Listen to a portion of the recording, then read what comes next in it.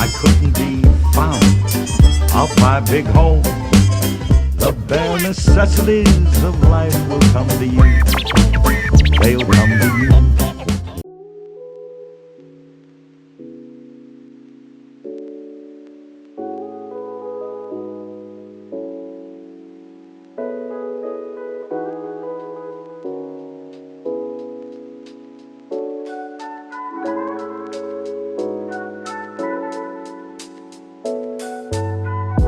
Hey everybody, welcome back! So this is going to be kind of an intro into planted tanks, specifically low-tech planted tanks. I have roughly about 7 tanks at the moment. Eventually we'll have more. And I've enjoyed it. I have enjoyed it tremendously.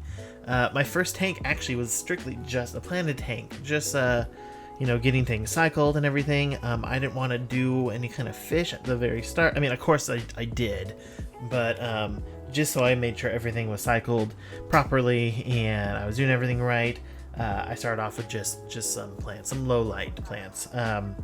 And over the last year and a half, I've learned quite a bit, and I wanted to share my experiences and knowledge with you guys.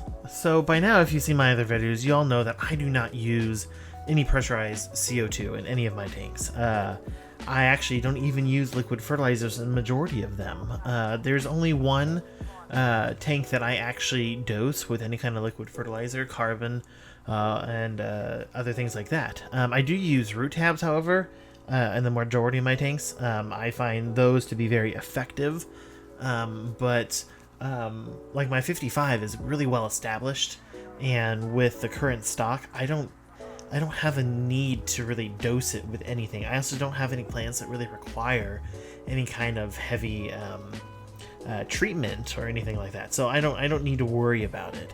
So with that said, my most needy tank would be the 5-gallon tank that has both the Baby Tears and the Dwarf Baby Tears. Actually, I take that back. It's just Dwarf Baby Tears. So I take that back. I recently removed all of the Baby Tears from it and put them into my 2 10-gallon grow out tanks at the moment. I do not have anything other than the Dwarf Baby Tears currently. I noticed that they were kind of having issues. There's a little bit of yellowing in the leaves. And they had some other, they were starting to uproot themselves. I'm not exactly sure why that happened. I don't know if it's just the flow or maybe the shrimp or snails or something kind of dug them up.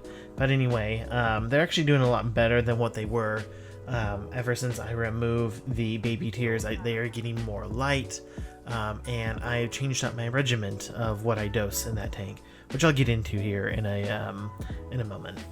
So a little backstory on the 5-gallon tank. I originally started off, this was just a kit that I got from PetSmart. It's a top fin 5-gallon, and the light that it came with was actually very powerful LED light. It had one mode, it turned on and off.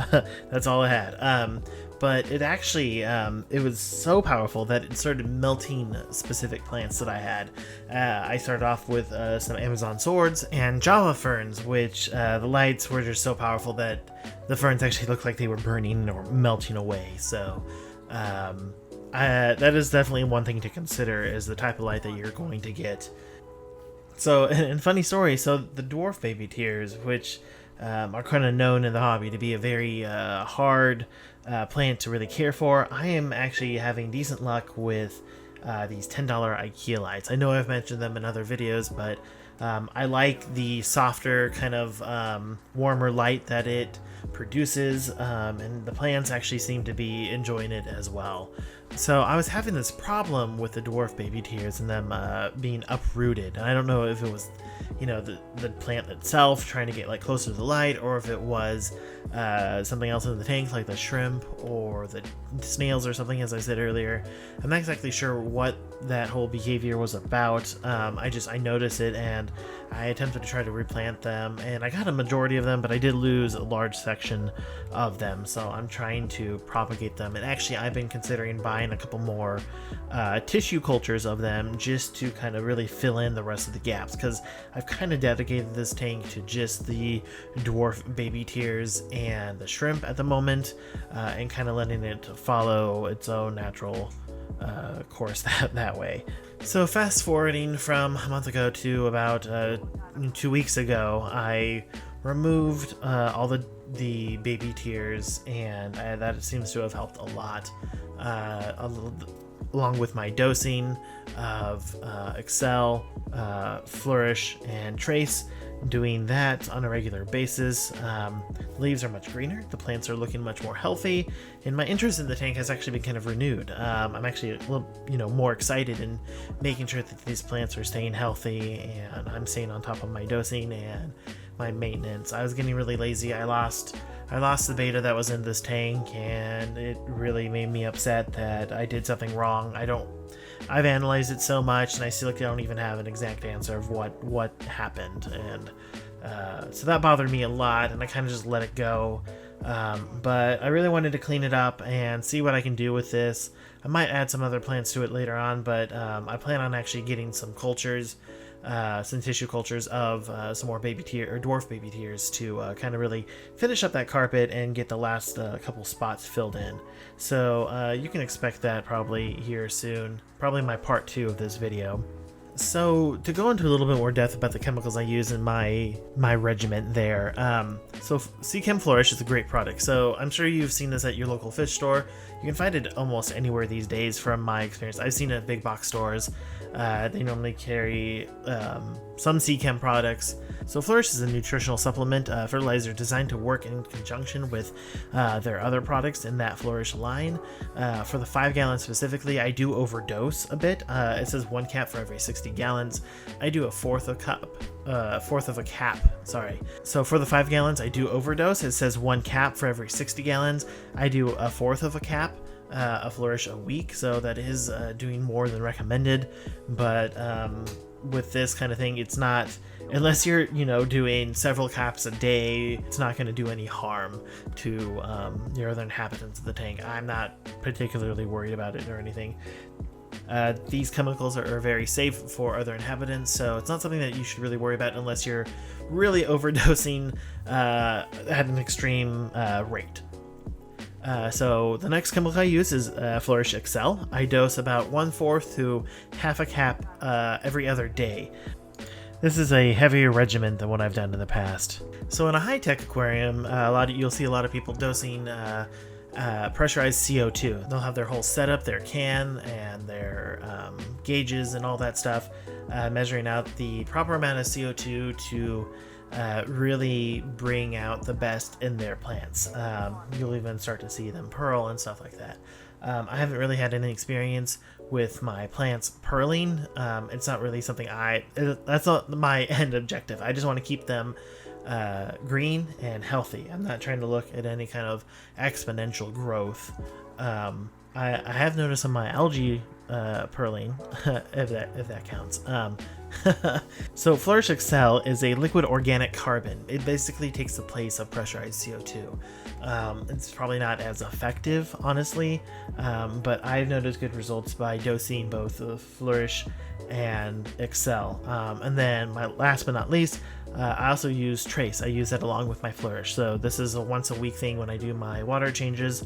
I use a fourth of a cap every week, and Trace is basically, so that's a broad range of trace elements to supplement your aquarium. It said, again, best used in conjunction with other C02 products such as Flourish. So I use both of them, and I've seen improvement. I know I used to use this in all my tanks, and I would see uncontrollable growth and a lot of algae. So I noticed that, like in my 55 gallon, I would get a ton of blackbeard algae and hair algae of different kinds and strands. And then as soon as I stopped and changed up my light schedule, all of that disappeared. So I don't really bother dosing any of my other tanks because they're much more heavily stocked.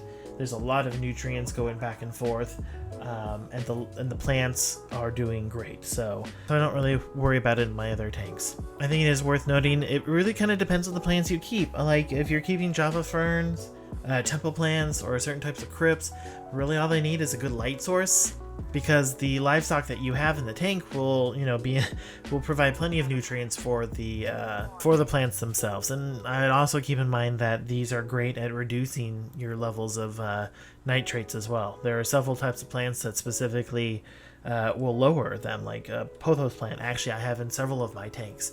I started off with, I bought like a $3 plant at Home Depot, and I just cut off a couple stems for my tanks, and the plants are doing great. Honestly, they have grown about tenfold from the time I put them in the tank, and actually quite a few more were completely submerged, which I didn't think that they would do so well. But I've noticed that they're helping reduce my nitrate level, and they actually look pretty good. So, and they're extremely easy to take care of. That said, I'm going to continue my venture with this tank and see just how far I can take it.